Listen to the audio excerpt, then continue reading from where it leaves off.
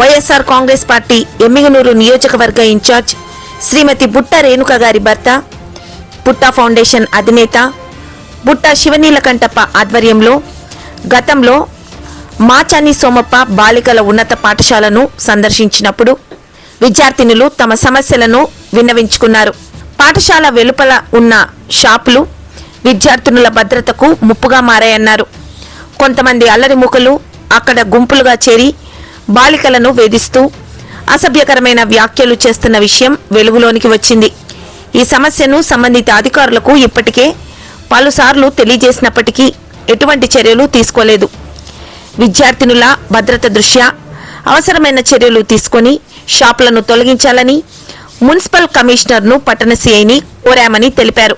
ప్రత్యేకంగా పోలీసు నిఘా పెంచాలని, అలాగే విద్యార్థినుల కోసం మరింత రక్షణ కల్పించాల్సిన అవసరం ఉందని తెలియజేశారు. ఈ కార్యక్రమంలో వైఎస్ఆర్ కాంగ్రెస్ పార్టీ రాష్ట్ర చేనేత విభాగం ప్రధాన కార్యదర్శి మాచాని వెంకటేష్, జిల్లా అధికార ప్రతినిధి కదిరికోట సునీల్ కుమార్, నియోజకవర్గ మైనారిటీ విభాగం అధ్యక్షులు కాసిం బేగ్, పాల శ్రీనివాస్ రెడ్డి, విశ్వనాథ్, సోమేష్, విశ్వనాథ్, రమేష్, కోటకొండ నరసింహులు, చంద్రశేఖర్, వడ్డే వీరేష్, నాగేష్, ప్రభాకర్ తదితరులు పాల్గొన్నారు. మీ దగ్గర నుంచి కమిటీ ఒకటి ఫామ్ చేసుకో.